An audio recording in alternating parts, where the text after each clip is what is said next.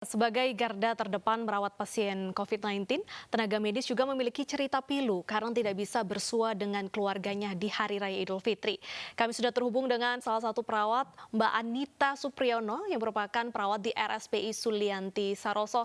Assalamualaikum, Mbak Anita. Waalaikumsalam, Mbak. Baik, Mbak Anita, selamat Hari Raya Idul Fitri. Ya, selamat Hari Raya Idul Fitri. Mohon maaf lahir dan batin. Mohon maaf lahir dan batin. Bagaimana lebarannya hari ini, Mbak? Boleh diceritakan mungkin hingga sore hari ini? Lebaran hari ini sih terkesan berbeda ya dengan tahun yang kemarin. Jadi hari ini lebarannya agak sepi gitu loh. Jauh dari keluarga, sendiri di rumah, nggak bisa ngerasain masakan orang tua. Seperti itu. Baik. Untuk tugas sebagai seorang perawat di tengah pandemi COVID-19 ini, Mbak Anita masih pulang ke rumah atau tetap di Wisma Atlet karena mungkin takut sebagai carrier? Kebetulan saya kan tinggal sendiri ya, Mbak ya. Jadi untuk saat ini saya masih tiap hari pulang pergi. Karena memang saya tinggalnya di rumah sendiri ya, jadi saya tidak takut untuk menularkan ke orang gitu seperti itu. Karena memang di rumah itu nggak ada siapa-siapa. Kalau teman-teman yang lain sih, mereka rata-rata mereka pulang ke tempat penginapan yang sudah disiapkan oleh rumah sakit. Baik. Apa yang paling dirindukan di momen Lebaran kali ini selain tidak bisa berkumpul bersama keluarga? Momen yang paling ya apa ya, Mbak, masakan ya, masakan orang tua gitu. Apa masakan favoritnya nih, Mbak, kalau boleh tahu? Eh, tiap tiap tahun kalau Lebaran itu orang tua saya, terutama mama saya ya sering masak, ada namanya ayam liku. Jadi ayam masak serai. Itu yang paling ayam kampung dimasak dengan daun serai seperti itu ngangenin banget. Baik, berarti untuk Lebaran tahun ini absen dulu, tidak makan ayam masakan ibu ya? Oh, Baik, mungkin iya, bisa sedih. sedih, mungkin bisa minta dikirimin ke keluarganya. Ini ada Bapak Supriyono. Assalamualaikum, Pak Supriyono. Waalaikumsalam. Pak Supriyono, selamat Hari Raya Idul Fitri. Mohon maaf lahir dan batin. Ya, makasih. Sama-sama ya. Pak Supriyono, saat ini sudah bergabung juga putri tercintanya Mbak Anita. Mungkin bisa disapa anaknya, Pak. Halo? Halo? Iya, halo. Halo, Pak. Ya kurang jelas dia punya suara agak iya. kecil sekali. Halo, Pak. Halo. Ya, iya nak, ya, ya. Ya, Iya nak, ya. Halo? ya. Berapa lama nih tidak bertemu Bapak dengan putrinya? Ya. Ada rasa ini juga Mbak Toh, selaku orang tua. Ada rasa terharu juga karena saya punya anak kan nggak bisa balik ke Sulawesi. Tapi ya itulah namanya tugas. Saya hanya selalu berdoa bahwa apa yang dia lakukan saya punya anak, selalu saya berdoa semoga terhindar dari hal-hal yang virus corona ini bisa terhindar dari itu dan bisa dilaksanakan tugasnya dengan baik. Baik, Mbak Anita dan rekan-rekan tenaga medis ini adalah garda terdepan, Pak, yang menangani pasien. Rasa khawatir Bapak ini bagaimana setiap hari? Deg-degan nggak?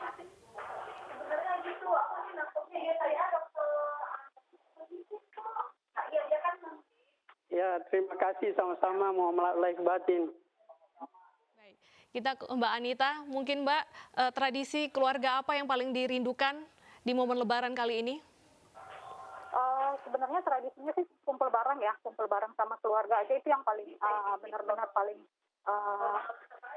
apa ya, benar-benar kangen gitu kumpul sama keluarga. Apalagi kan saya pulang itu biasanya cuma setahun 2 kali baru bisa pulang, bisa berkumpul dengan keluarga seperti itu. Jadi benar-benar kangen sama orang tua, dengan pelukan gitu sama orang tua, bermain dengan ponakan. Itu benar-benar ya hal yang sangat ngangenin buat saya. Pak Supriyono, setiap pagi sebelum Mbak Anita bekerja ini, adakah pesan yang disampaikan setiap hari untuk putrinya? Oh iya Mbak, ya saya selaku orang tua saya selalu berdoa sama Tuhan bahwa semoga anak saya yang bekerja di Rumah Sakit Sulianti Saroso selalu dilindungi dan sama Tuhan Yang Maha Kuasa. Hanya itu aja harapan orang tua, setiap habis sholat selalu berdoa. Semoga wabah corona ini bisa terhindar dari apa yang dia lakukan anak saya dan dengan rekan-rekannya. Baik, apa yang paling dirindukan dari kehadiran Mbak Anita ini, Pak? Ya pada saat-saat inilah Lebaran kan pada kumpul semua saudara-saudaranya, hanya kebetulan hanya dia yang tidak bisa sempat datang karena adanya wabah corona ini sampai nggak bisa balik. Ya kita orang tua saya selalu mendoakan anak saja, semoga dia terhindar dari hal-hal yang negatif. Baik, Mbak Anita ini sosok putri yang bagaimana di mata Bapak? Bagaimana? Baik, Mbak Anita ini karakternya seperti apa nih Pak kalau sedang berkumpul di keluarga? Oh, dia baik sama saudaranya, adik-adiknya. Apalagi punya ponakan yang masih kecil lah, itu yang paling dia sayang, kasihan.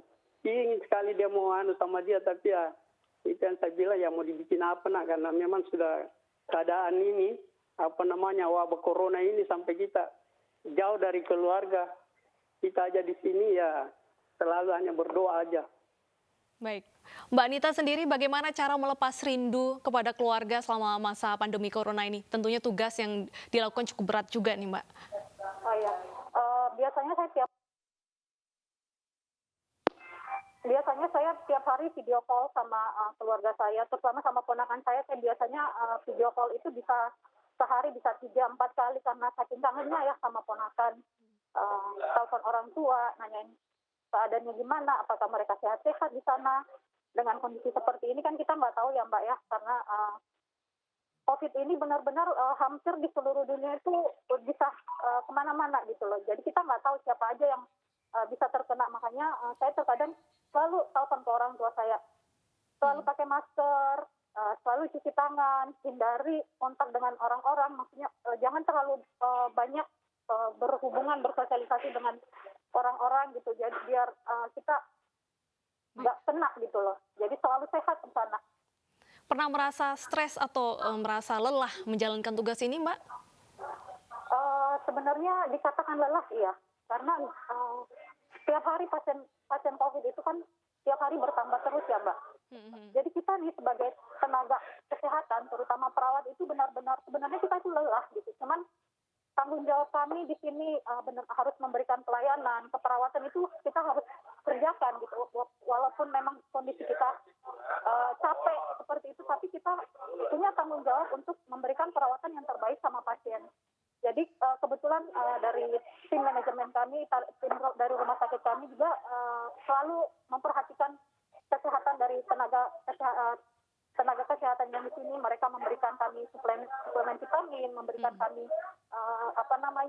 daya tahan tubuh seperti itu, sehingga kita itu dalam kondisi yang selalu fit, walaupun memang tenaga kita itu terkuras untuk merawat pasien-pasien dengan COVID ini. Baik, di sela-sela menjalankan tugas, mungkin di waktu senggang apa yang Mbak Anita lakukan supaya rasa stres ataupun lelah itu hilang Mbak? Saya Mbak, terus terang saya kalau pulang dinas itu, memang karena saking capeknya ya, pulang dinas itu, pulang ke rumah itu saya langsung tidur, istirahat. Karena kenapa? Karena besok pagi itu saya akan dihadapi lagi dengan kondisi seperti ini. Jadi saya harus benar-benar menjaga kesehatan saya juga gitu. Karena kalau kondisi kita lagi drop, lagi nggak sehat, nggak fit seperti itu, susah kita untuk memberikan pelayanan sama pasien-pasien yang ada di sini. Jadi ya di rumah cuman nonton, istirahat total, benar-benar istirahat total. Saya juga mengurangi untuk bersosialisasi dengan tetangga-tetangga. Jadi di rumah itu benar-benar saya mengisolasikan diri. Baik, Pak Supriyono, Mbak Anita pernah menceritakan kisah-kisah sedihnya menjalankan tugas ini, mungkin pernah curhat nggak ke Bapak? Oh ya sering. Bahkan dia himbau, Pak, tolong sampaikan sama kakak, adik-adik bahwa jangan selalu pakai masker. Karena wabah ini kan sangat berbahaya. Makanya kita di sini ya selalu pakai betul-betul sering yang dia sampaikan sama anak, ya kita lakukan. Karena kebetulan dia kan selaku perawat, jadi dia tahu SOP-nya, apa yang kita harus lakukan di sini. Ya sampai hari ini ya kita ikuti anjurannya sama dia. Oke. Kalau Mbak Anita ini lagi capek ataupun lagi curhat kepada Bapak, apa pesan yang selalu Bapak rasa semangat apa yang Bapak berikan kepada putri Bapak? Ya, saya hanya itu aja ya, selaku orang tua saya hanya sampaikan bahwa jaga kondisimu nak. Kalau memang sudah pulang kau harus istirahat, jangan kemana-mana. Dan jangan lupa selalu berdoa. Itu yang paling penting dulu nak. Selalu berdoa sama Tuhan Yang Maha Kuasa. Semoga kau bisa terlindungi dengan hal-hal yang negatif. Baik, Mbak Anita, kita tahu jumlah pasien COVID-19 ini masih terus bertambah. Bagaimana Anda melihat fenomena ini, mengingat masyarakat di luar sana juga banyak yang nekat untuk keluar rumah? Eh, Gini ya Mbak, saya sebenarnya di sini udah 10 tahun ya bekerja di RSPI, jadi sudah biasa merawat pasien-pasien dengan MERS-CoV, SARS seperti itu. Tapi benar-benar virus COVID-19 ini benar-benar virus yang sangat-sangat membahayakan, lebih berbahaya dibandingkan dengan pasien-pasien yang pasien yang MERS-CoV, SARS, flu burung seperti itu. Jadi saya melihat masyarakat yang ada di luar itu benar-benar sepertinya mereka itu tidak peduli gitu loh dengan kondisi seperti ini. Jadi kayaknya sedih gitu melihat masyarakat kok tidak mengikuti aturan pemerintah gitu loh. Dan kalau mereka melihat kondisi pasien setelah mereka dirawat, setelah pasien itu dirawat, itu benar-benar menyedihkan gitu loh Mbak. Sedih buat kami sebagai seorang perawat gitu kalau melihat pasien yang dengan kondisi COVID yang mengalami perburukan itu rasanya sedih sekali. Saya juga ingin agar masyarakat itu benar-benar mengerti kami, mengerti tenaga kesehatan gitu. Kita juga sebenarnya di sini tuh lelah ya untuk merawat pasien-pasien dengan COVID yang kita nggak tahu kapan wabah ini akan berakhir seperti itu. Jadi saya sih pinginnya masyarakat itu benar-benar ikuti apa yang dihimbau oleh pemerintah gitu. Gunakan masker, cuci tangan, lakukanlah social distancing seperti itu. Jangan seperti kondisi sekarang di mana-mana itu sekarang udah mulai macet gitu. Jadi sedih ngelihatnya sebenarnya. Apalagi kondisi pasien yang semakin hari semakin bertambah gitu ya. Jadi kita juga sebenarnya ingin berkumpul dengan keluarga, ingin pulang gitu. Jangan cuma mereka aja yang bisa berkeliaran kemana-mana. Kita juga sebagai tenaga kesehatan merasakan, kadang ini kapan ya wabah ini akan berakhir gitu. Kapan pasien-pasien ini bisa pulang, atau kondisi pasien itu semakin hari semakin berkurang gitu. Itu yang benar-benar yang kami impi-impikan gitu. Ingin agar kondisi ini benar-benar wabah ini benar-benar berakhir seperti itu Mbak.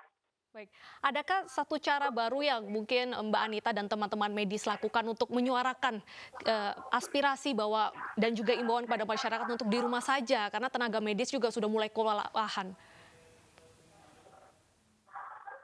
Ya, saya cuma bisa sampaikan kepada masyarakat yang ada di luar sana ya, hargailah kami sebagai tim kesehatan, bantulah kami dengan cara kalian tetap stay di rumah, gunakan masker, lakukan kebersihan tangan, ikuti apa yang pemerintah imbaukan, sehingga mata rantai dari virus corona itu bisa diputus dan wabah ini akan bisa segera berakhir. Itu sih Mbak yang bisa saya sampaikan kepada masyarakat yang ada. Baik, Mbak Anita, jika nanti wabah corona ini mereda dan juga PSBB dilonggarkan pemerintah, apa yang pertama kali ingin Mbak Anita lakukan? Saya ingin pulang Mbak. Saya ingin pulang, rindu keluarga. Ingin pulang ke Sulawesi ya?